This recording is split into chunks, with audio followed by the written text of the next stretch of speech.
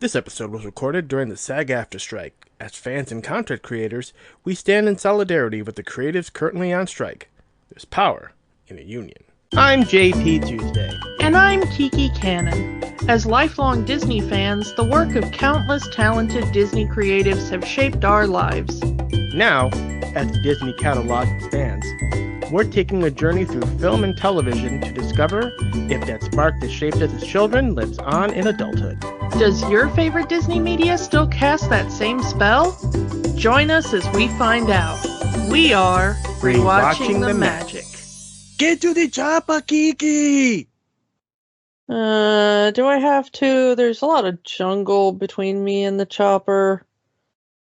I'd rather stay here, pet the snakes. I don't think he's going to do anything to you. You're not much of a threat. Oh, you have no idea. We're back in the spooky season. We're finally getting into the real horror, and we're talking about the original Predator movie from 1987. Much like when we talked about the first Alien movie, I consider this a horror movie. This is a slasher movie. This goes by, tell me I'm lying, this goes by slasher movie rules. This is a slasher movie. I'm counting it. Yeah, a lot of people will quibble because this is technically listed as an action film, summer blockbuster kind of thing. But it does get shown a lot during the Halloween season at this point. And Predator as a series does lean more into horror as it goes on. So it's our show and we're counting it. Please speak to the management, and we're the management and we don't care. Also, we're going to put this right up here. Predator is an R-rated movie, and we are going to have an R-rated conversation about this R-rated movie. We understand that some of our listeners like to listen to this podcast with their little ones. If you are one of those people, you might want to take this one. You might want to bow out now from this episode and come back. I don't know. I'm not even sure next week is a good time to come back.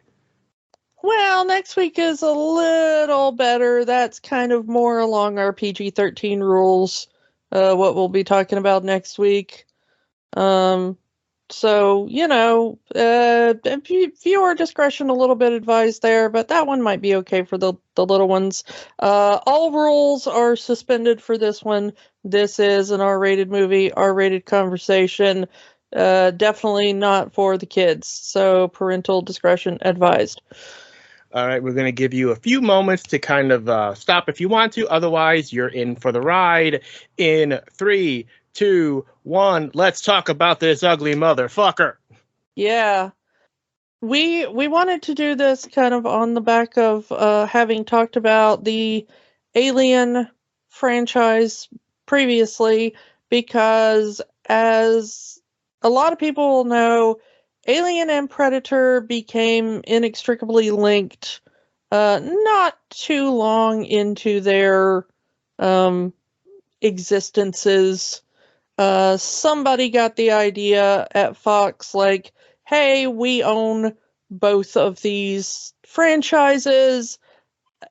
Maybe we can do something with a crossover.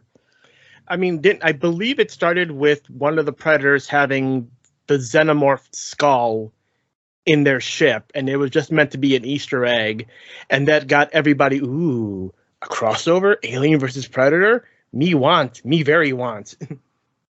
Yeah, and then it took until, 2004 for them to actually really do the proper Alien versus Predator film.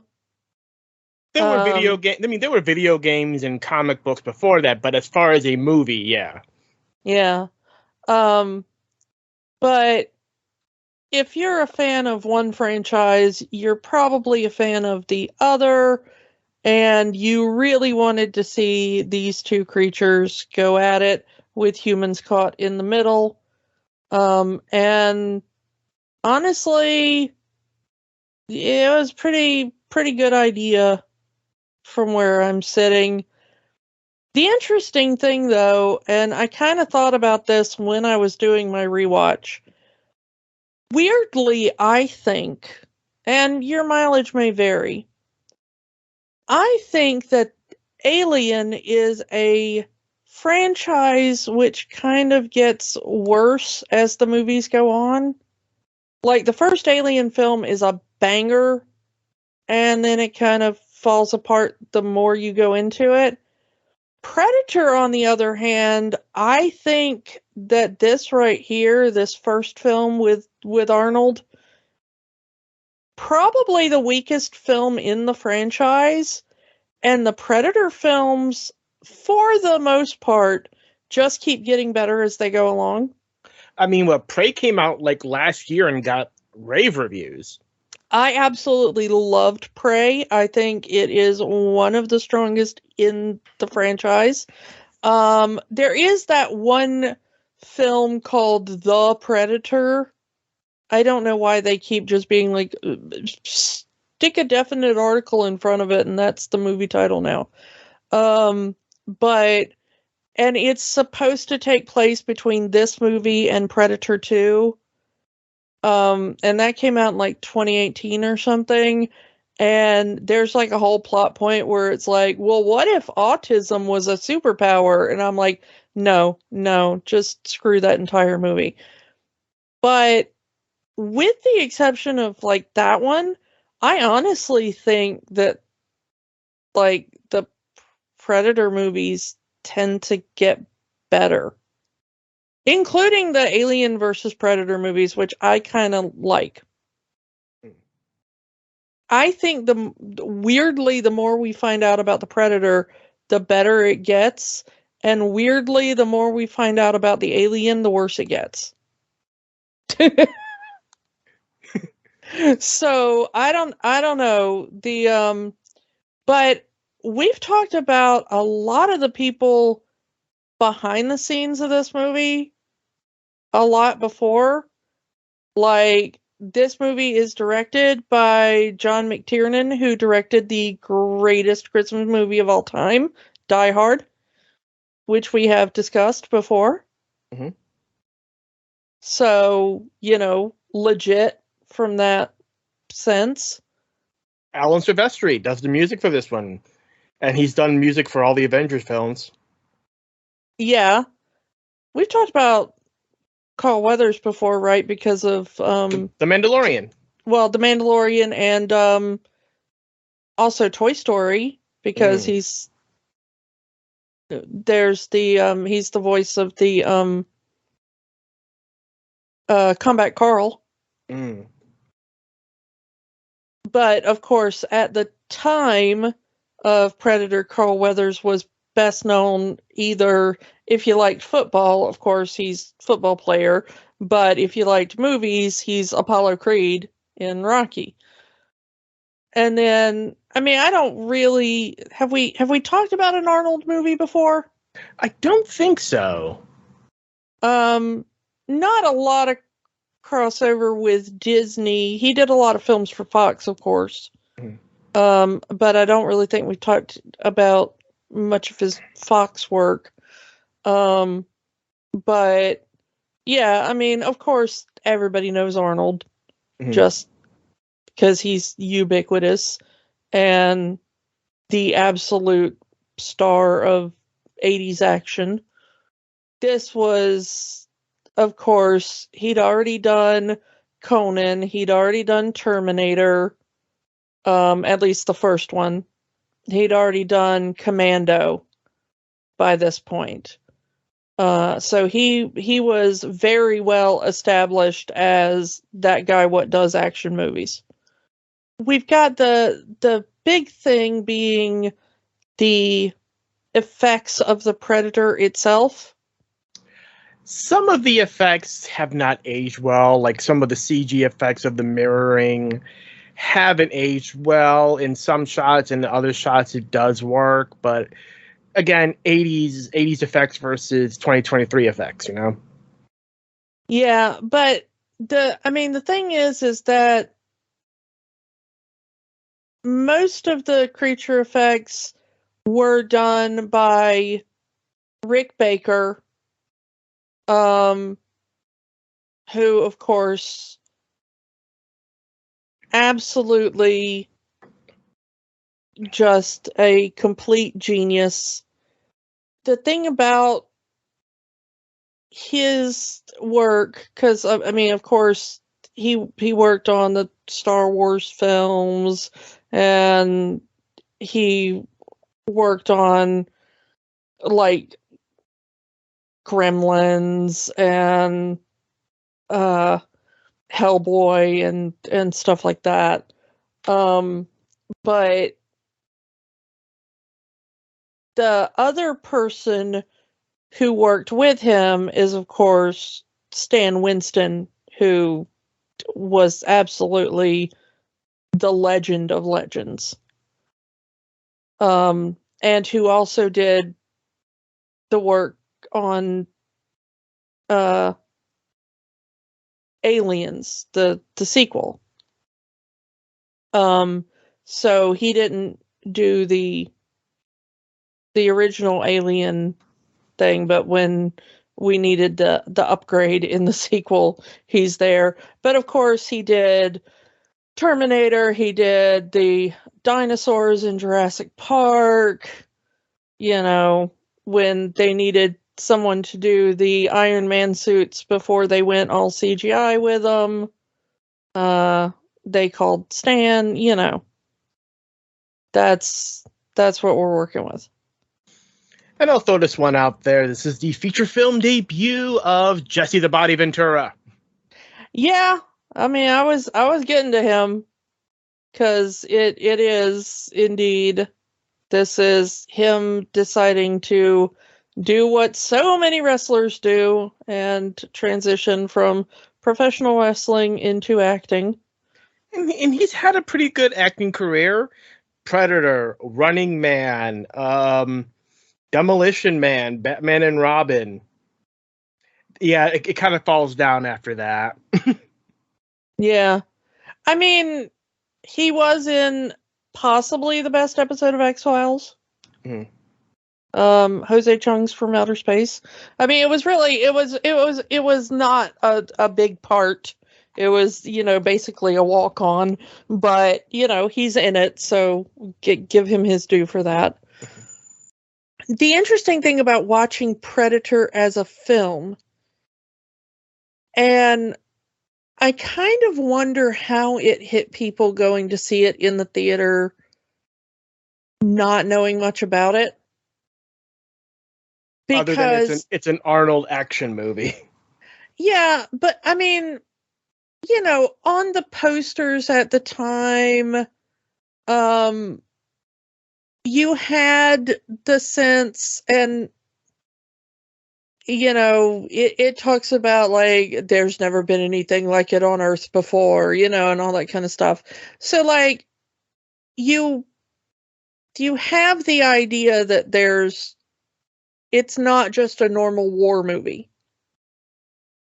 But if you're watching the film without context, it does start out kind of just like a normal war movie. Yeah. Like, this looks like it's gonna be like Deer Hunter or something, Yeah, Arnold and his rescue team going in to rescue hostages from this foreign agent and trying to stop an international incident from going down, and then whoops, aliens. Yeah, it's the first like 30 minutes of the movie, except for the fact that you occasionally see something weird looking at the group with like infrared vision, which honestly, in 1987, there were, you had that sort of technology for military purposes. So if you don't really know for the first part of the movie, that could just be like a different military group using heat-seeking technology to follow our group, you know? Mm-hmm. If you don't know what you're looking at, it takes a really long time into the movie for you to go like, oh, this is absolutely something non-human. And you don't even see the slightest hint of the predator until like an hour into the movie. Like when you actually see the creature, the monster, the alien.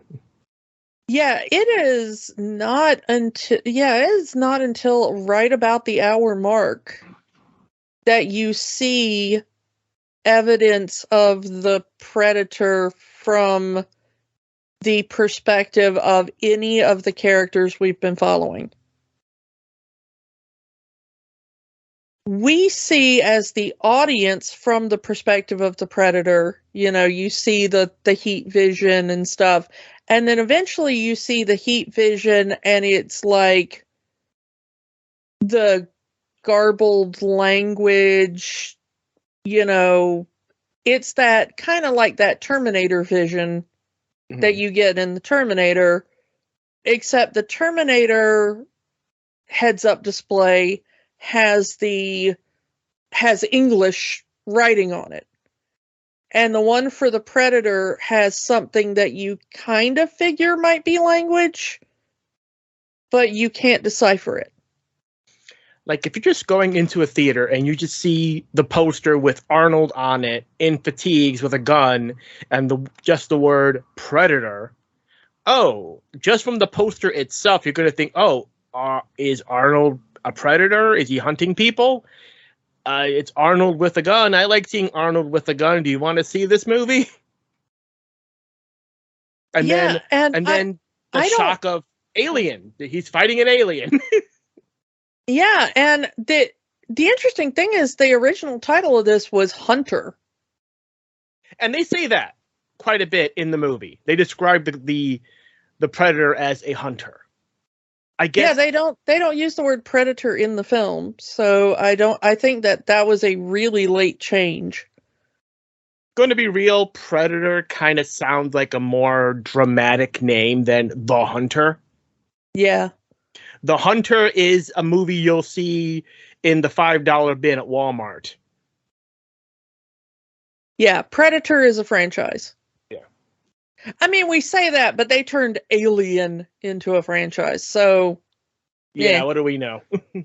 But the interesting thing about it is that you kind of, going back and watching it, if you've seen later Predator movies, you're like, wow, this gets a really slow start.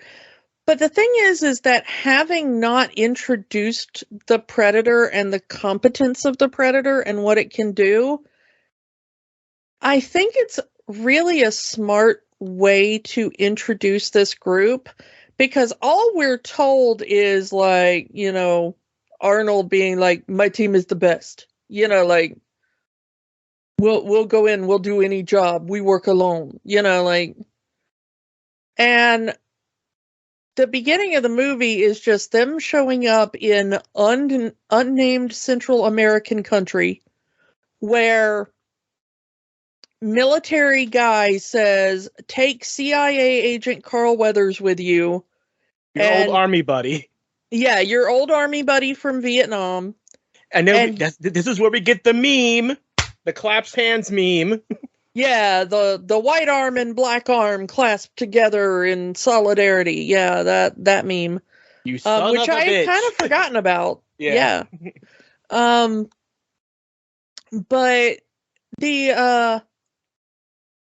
But the thing is that we are just told that they are some sort of military group that does the impossible missions. Like, you know, here's our Mission Impossible group, except they are, you know, that's what they do.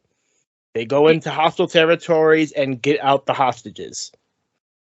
Yeah, but we're not exactly sure, like, is this U.S. military? Is this a private mercenary group?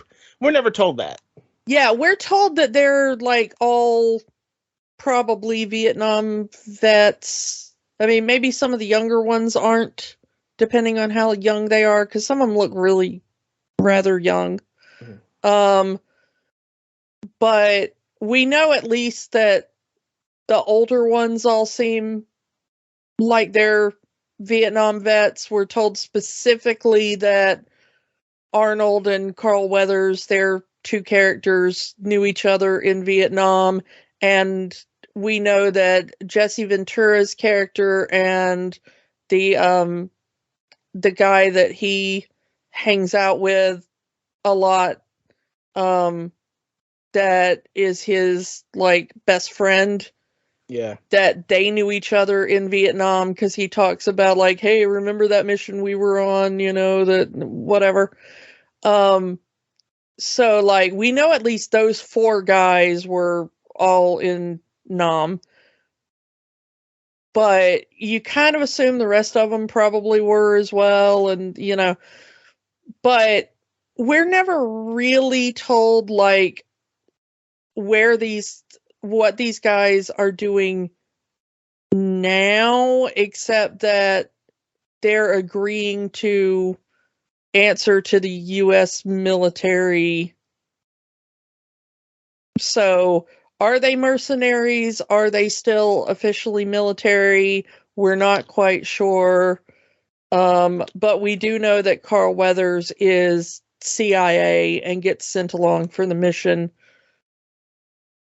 So, that's it. And their mission is to go into some Central American country and get what they're told is a bunch of hostages out before they're executed. But when they get to the camp, they discover there are no hostages, and it turns out that the CIA just wanted a bunch of intelligence, and they wanted Arnold's group to basically kill everybody in the area, and they didn't think anybody else was capable of doing that. Yeah, and when Arnold finds out, he is pissed. Yeah, he was like, you brought us here under false pretenses. I do not like you, I thought I could trust you, man. You told us this was the mission. This is not the mission. Yeah. But I kind of like, even though this is a really slow start to the movie, and it's a total, like, this part of the movie has absolutely nothing to do with the Predator. I kind of like that they do this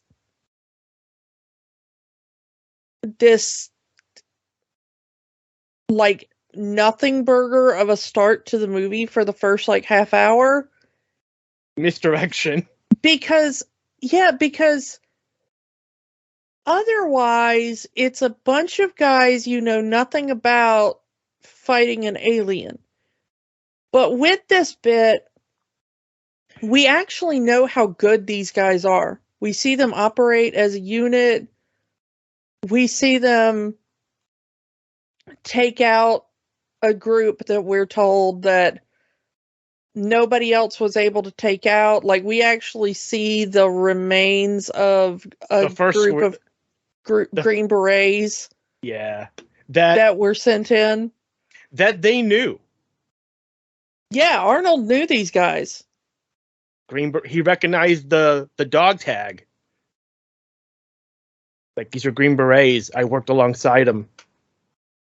And they were skinned alive. Now, they assumed they were skinned alive by these foreign operatives, which, again, it's the 80s. It's probably Russian, because every bad guy in the 80s were Russian. Well, they do specifically say that there are Soviet agents on the ground.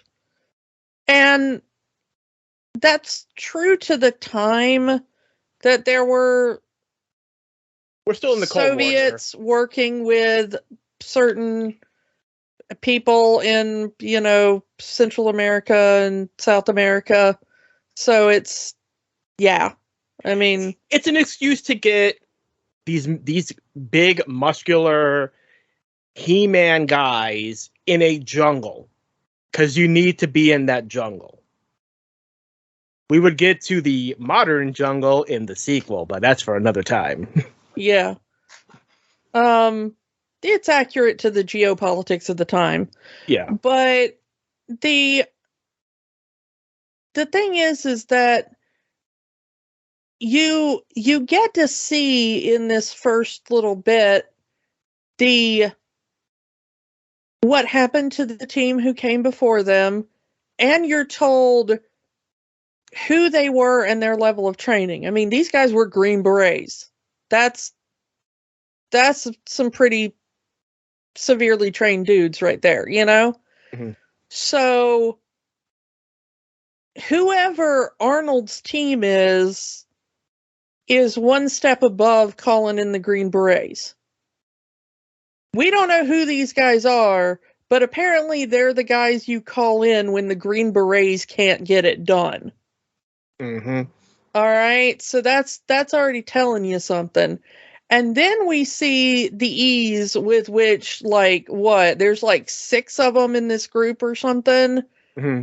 And they take out like 30 guys in this camp like it's nothing. Keep in mind, half of them were taken out by a truck.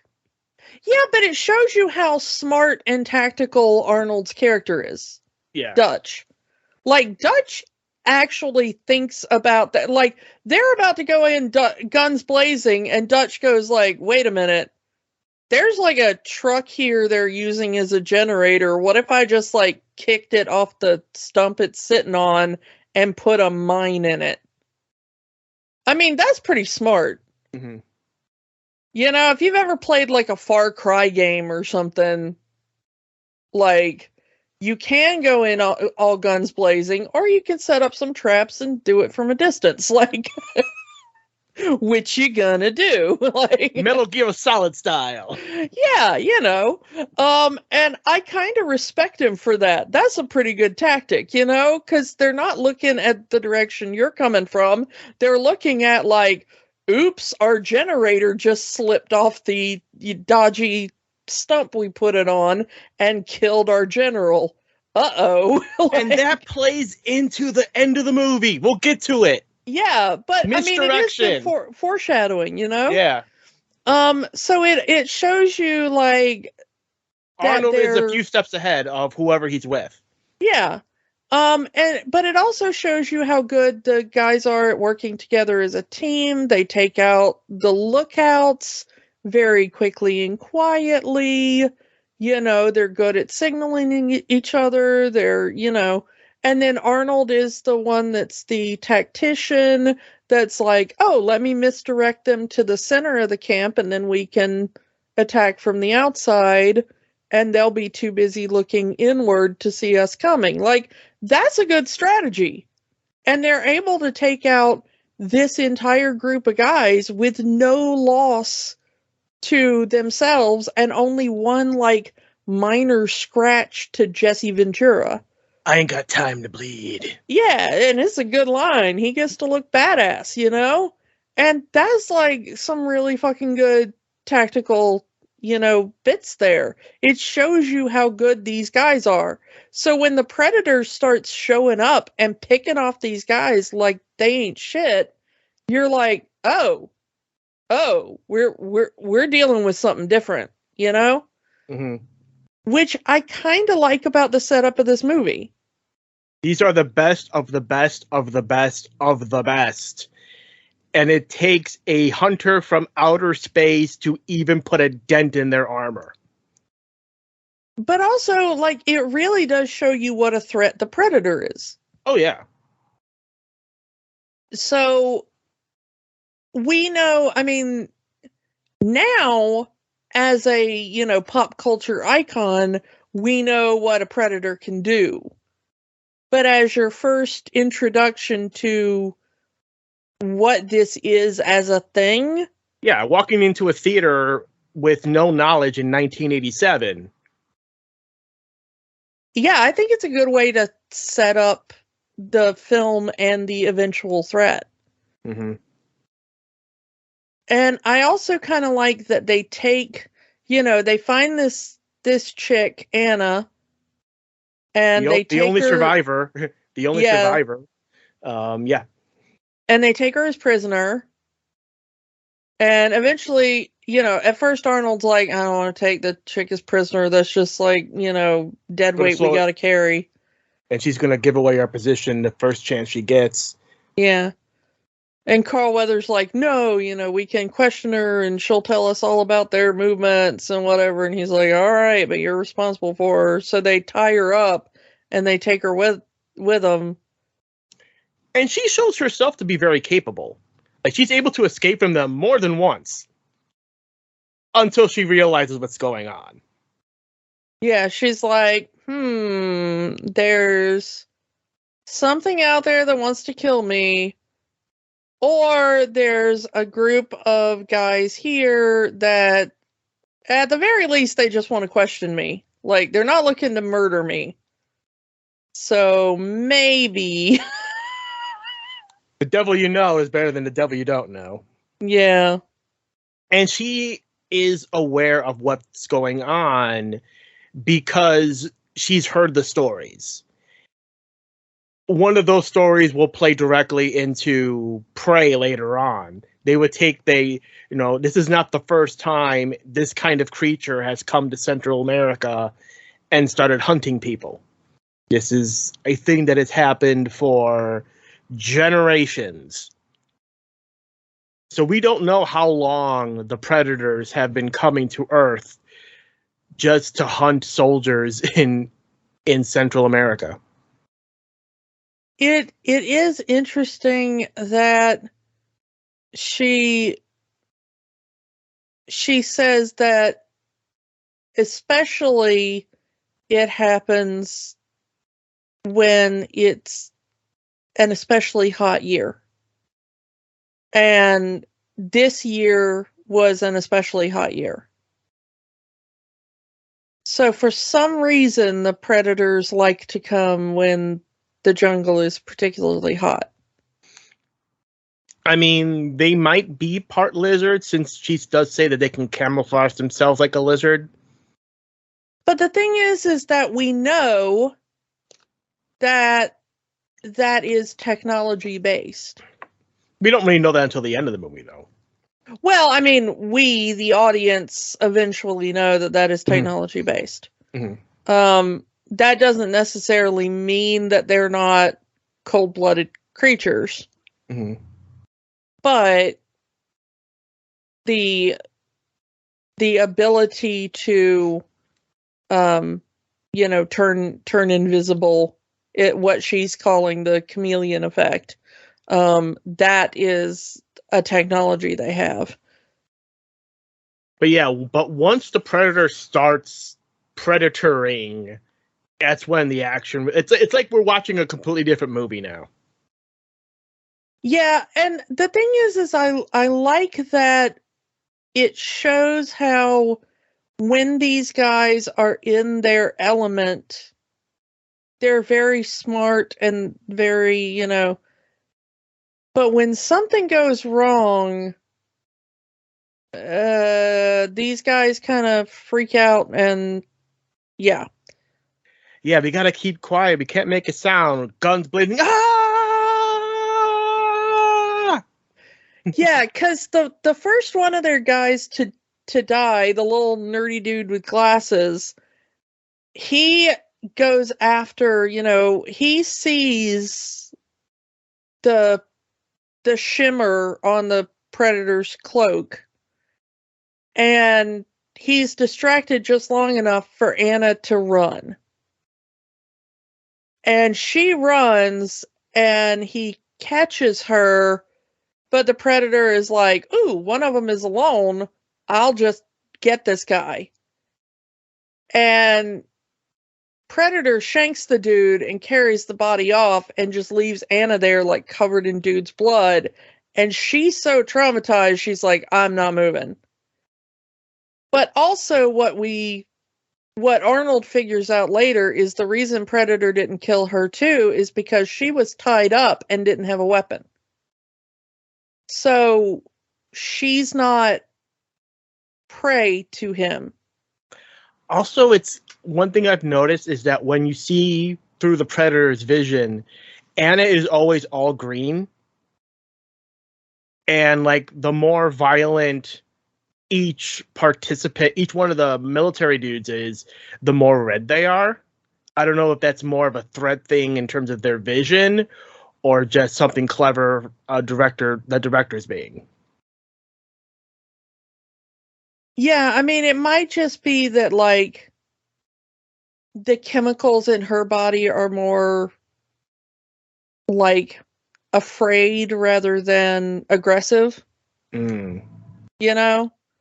And so that might be how she's coming off to whatever sensors he's got. And, you know, she's not ready to fight. She's, you know, just trying to get away from, you know. Because this hunter is a professional. He's not going to hunt an innocent creature. He wants a sport. He wants a fight. He wants a worthy opponent. So there's a bit of respect, a bit of honor, even though he is killing people from far away with highly advanced weaponry. Yeah, see, that's the thing that's always got me about the Predator.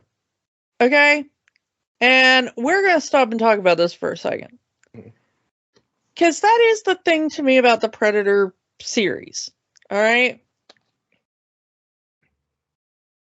The lore of the Predator is that they come to various planets and frequently Earth.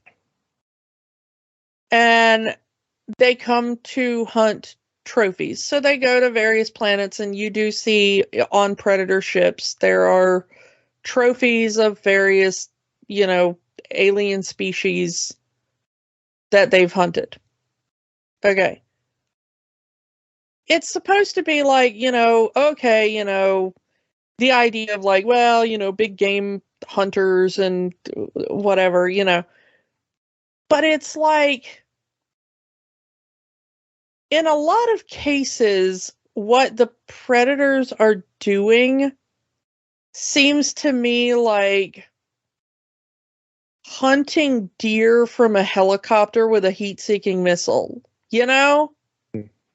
It's like, this is not a fair fight. Maybe if you're like on the ground and you're hunting a lion with a shotgun, and if you miss the first time, the lion has the chance to rip you apart, I can kind of respect that, you know? Because, like, well, you're in danger too. You know, you miss that first shot, or the lion spots you and gets a chance to pounce you before you get that shot off. Like, okay, you're lion food. Fair is fair, you know?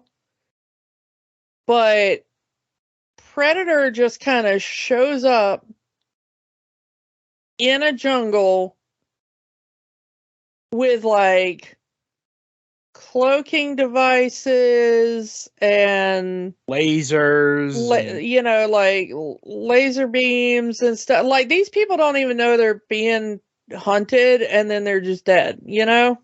And they even say, you know, they gave their best weapon fire against the creature and didn't make a dent.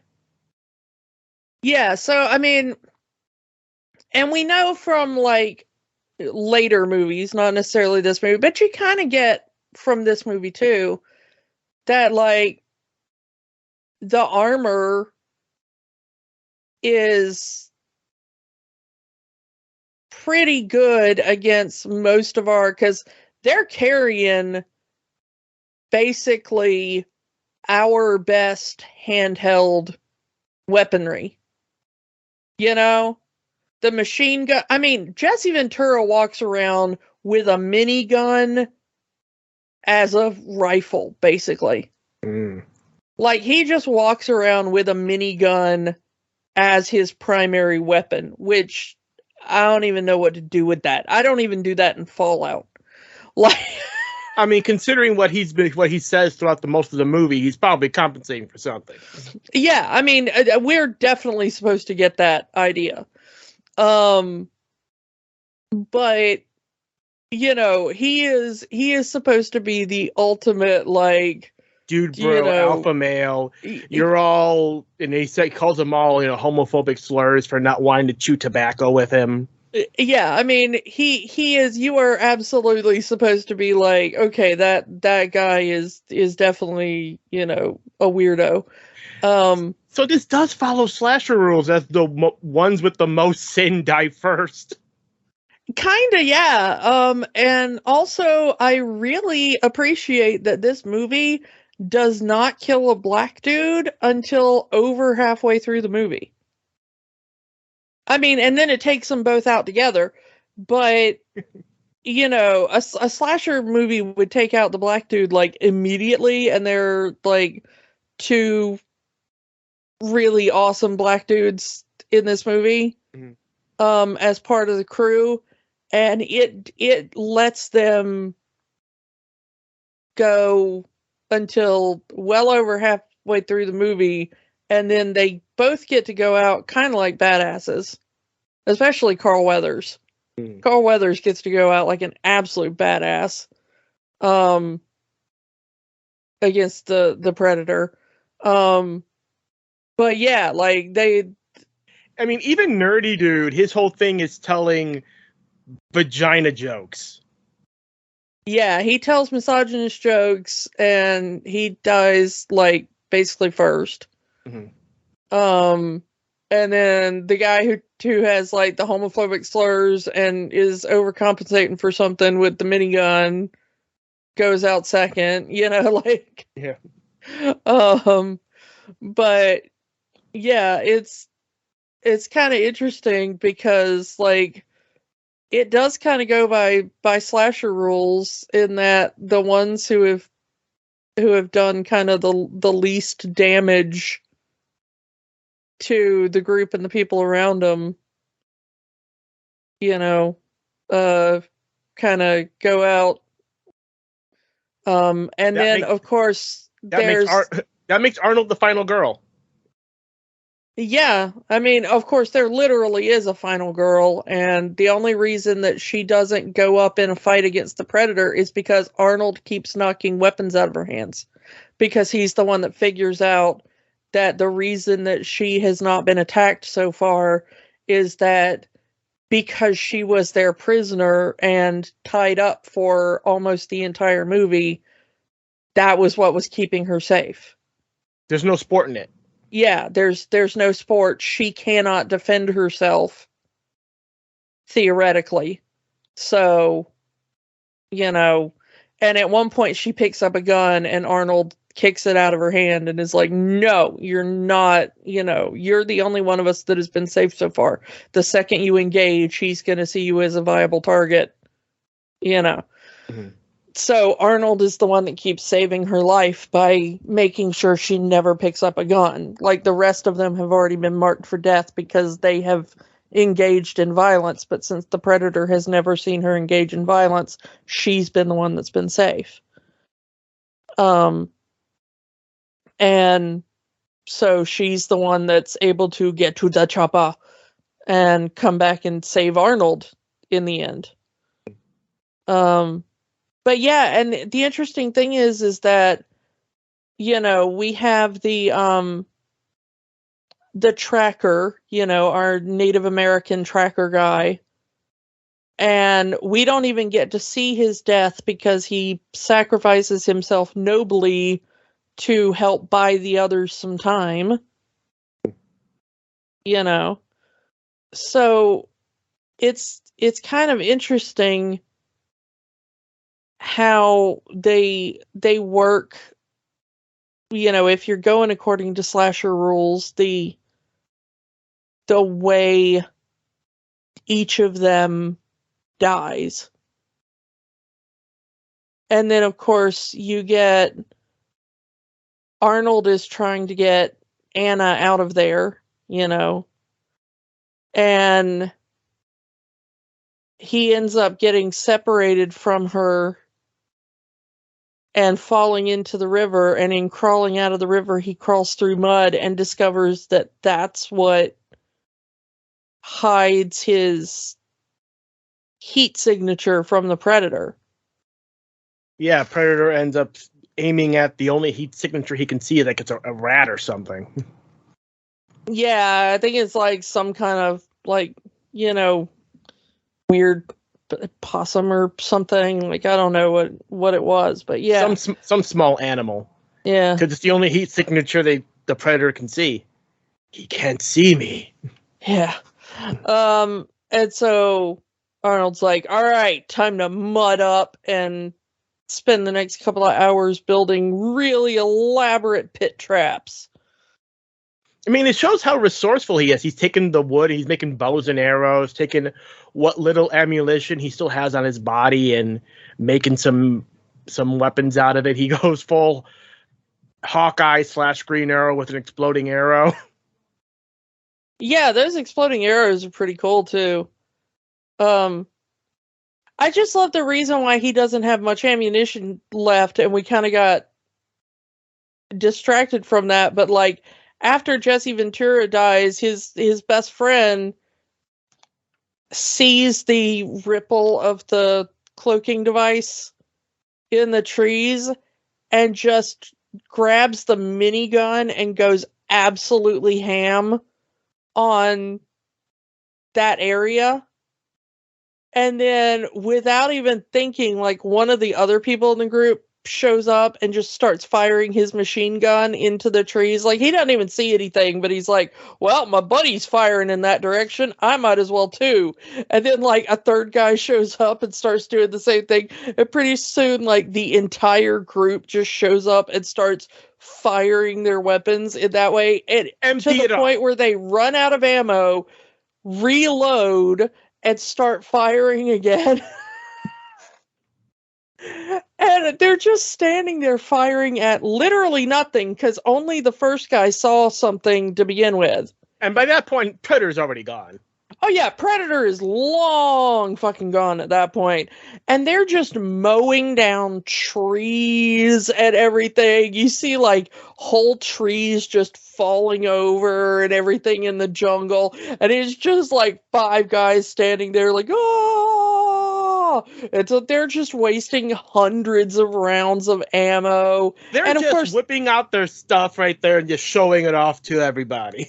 Yeah, and of course they've already said, like, we've got to be quiet in case anybody comes to, and everything. They're just screaming at the top of their lungs, firing hundreds of rounds of ammo at nothing, mowing down foliage, and everything. And they stop, and it's like, we find out later that they, like, actually did nick the Predator's leg and left a little blood behind. Green blood. Yeah, which actually, I love the way that they did that, because apparently the way that they did the Predator's blood in the first movie is they got a bunch of green glow sticks and cut them open and used the glowy substance and mixed it together with personal lubrication. Ooh. And that's what the Predator blood is. So if you want to make homemade Predator blood at home, get yourself some glow sticks. Ew, alien spooge. Yeah. But that's apparently what that is. And it shows up pretty good on camera too, because she, Anna puts her hand in it and then wipes it on her pants, and she just glows for like the rest of the movie. Because it really is. I mean, it's not like that's gotta be hard an after effect. It's just like, apparently that crap was just glowing. It's gotta be hard to keep it consistent between shots, but they made it work. Yeah. And so that's apparently that effect. So if you're wanting to go as a Predator for Halloween, but that's all they did to the Predator.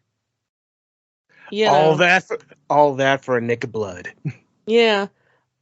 But I'm like, that, you wasted all that ammunition for, wait until you can see what you're shooting at, you morons. Spirit of the moment. They got caught in the moment there, and it's just shoot, shoot, shoot, shoot, shoot. Get out their aggressions. Like, I know you're all sad Jesse Ventura died, but come on, man, I mean, it's the earliest time in the movie that their tactical prowess just goes out the window.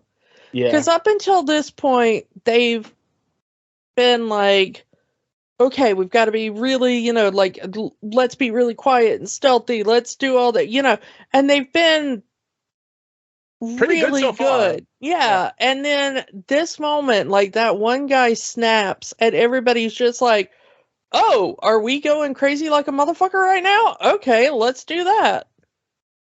And like nobody asks questions. Nobody's like, what are we shooting at? They're just like, oh, are we firing wildly into the jungle? Let's do that.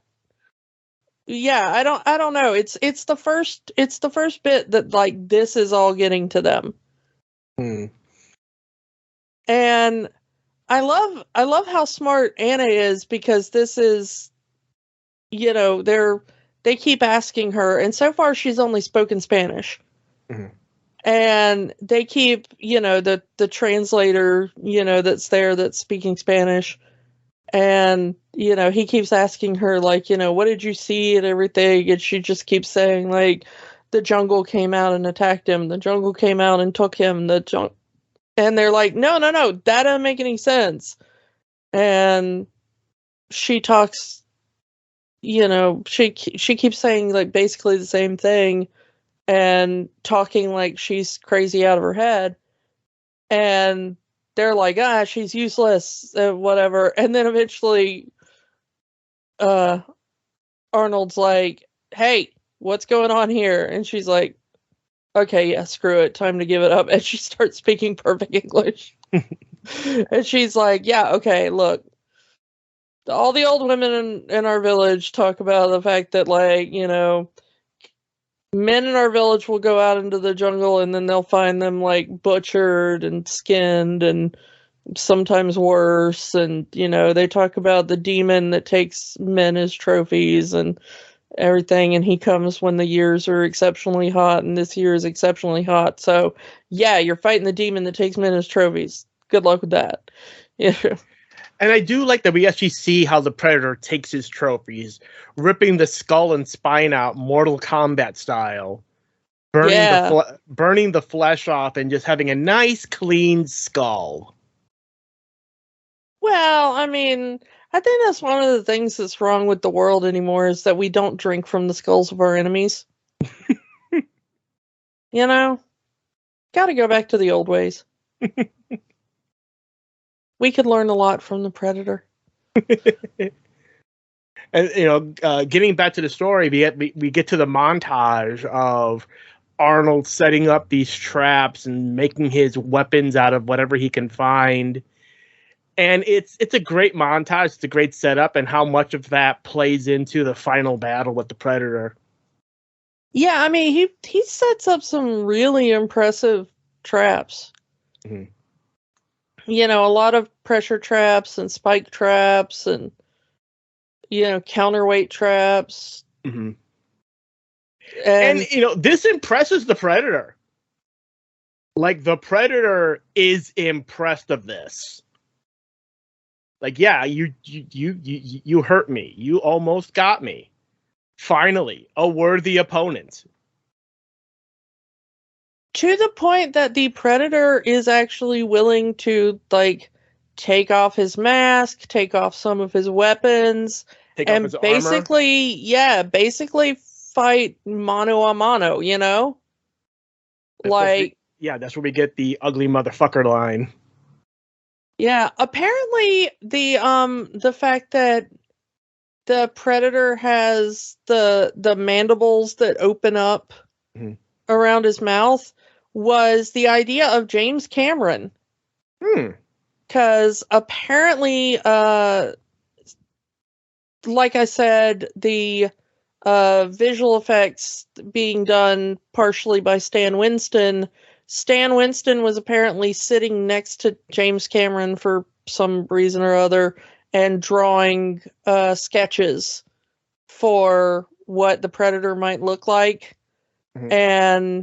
And James Cameron was like, I've always wanted to see like a creature that had like mandibles and stuff, Mm-hmm. And Stan Winston thought it was a good idea and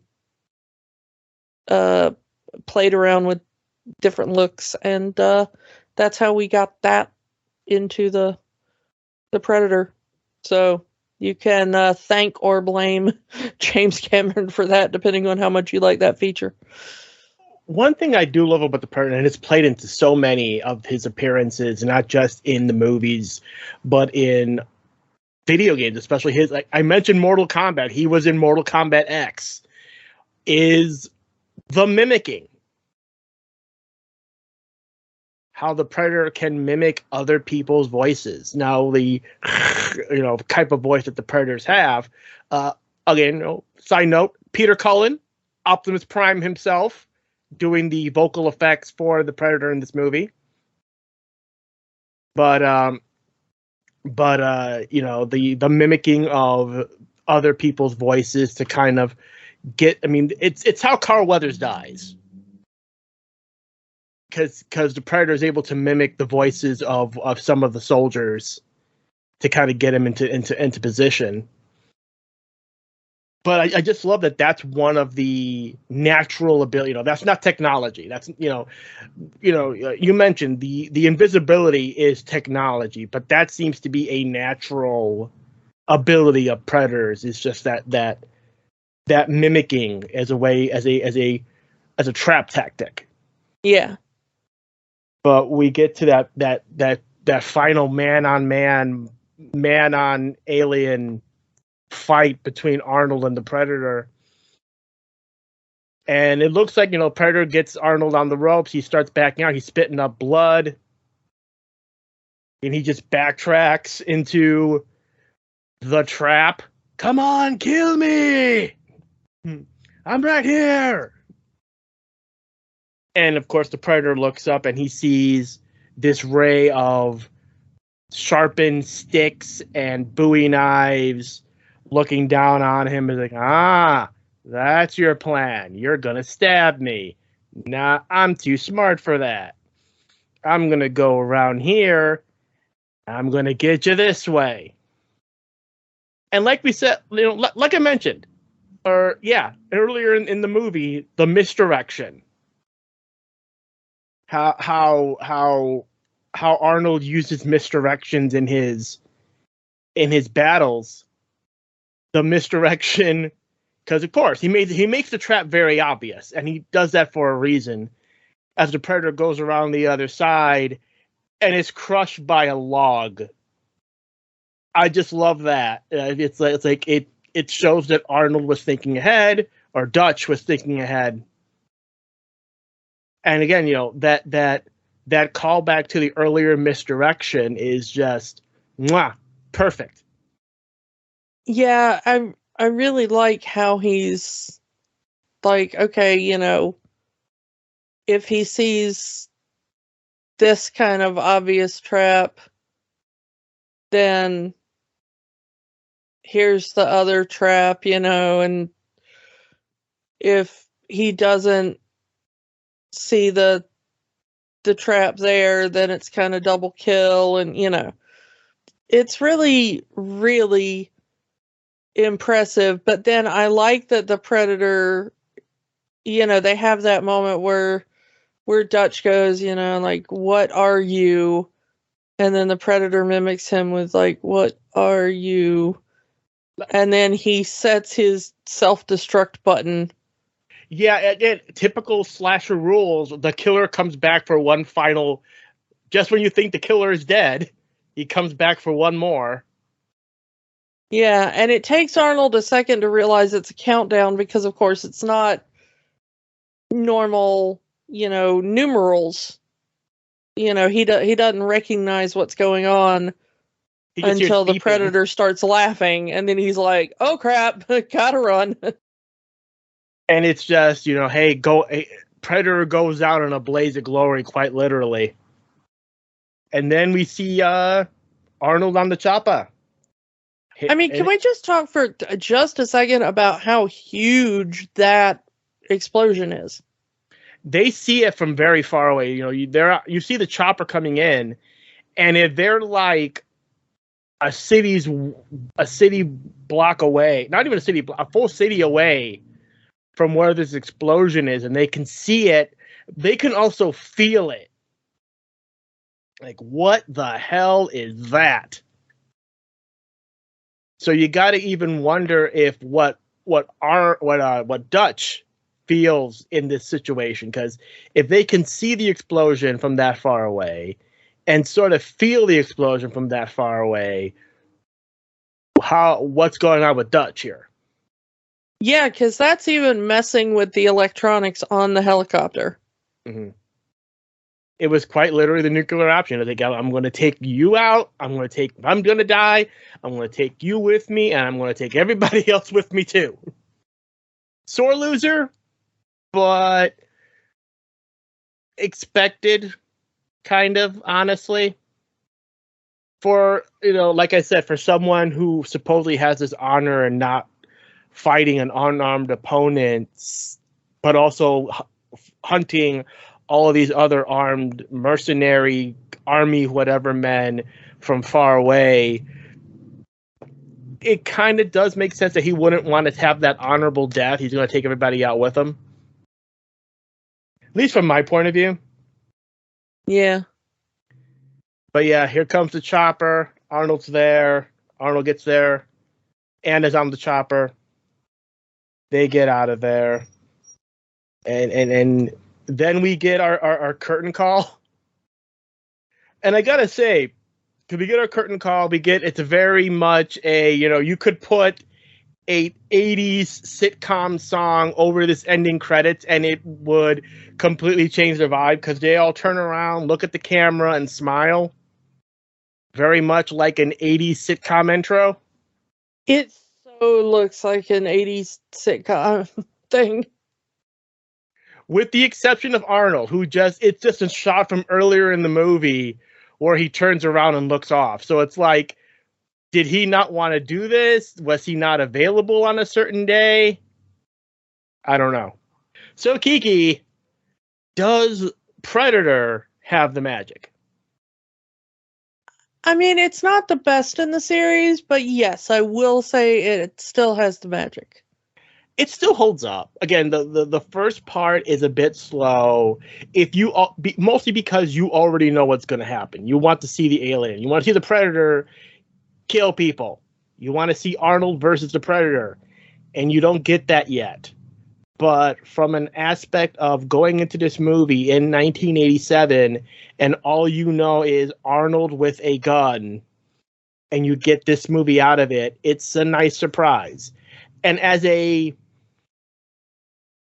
I would say today, some people may not see this as a good entry point into the franchise, but I still think it holds up as a good entry point. So I'm going to say, yeah, I think movie still holds up, and I think it still has the magic. Yeah, it's not the most horror movie of the franchise either, but I think it's important to watch it to see where it came from, Mm-hmm. So yeah, if you want to see a spooky movie that's not super spooky, give Predator a shot. Mm-hmm. So as for next week, it is our Halloween episode.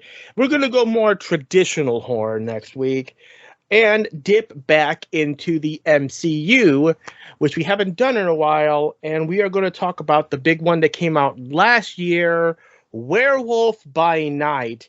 And timing-wise, by the time the next episode comes out, the new colorized version of Werewolf by Night will also be out, and we will be reviewing both versions next week, the black and white and color version of Werewolf by Night. So we're going to see what the color version has that the black and white version does not have. And we'll decide, is this movie better in color or better in black and white? And we will talk to you all next time. Bye. Bye. Don't let the magic stop here. Join our conversations on Facebook, Instagram, and Threads at Rewatching the Magic. We are on the X, formerly known as Twitter, at Rewatch the Magic. And new episodes are available every week at rewatchingthemagic.podbean.com. Remember, the magic is for everyone. It only stops if you let it. Podcasts are fun, But there's work to be done. we encourage you to get involved. Here are some organizations we support. The American Civil Liberties Union fights for the constitutional rights of all Americans. Find them at aclu.org. The National Network of Abortion Funds helps people find access to safe abortion services. Their site is abortionfunds.org. The Trevor Project provides a 24/7 crisis helpline for LGBTQ youth and education services for schools on LGBTQ issues. They can be found at thetrevorproject.org. Or find a way to help in your area.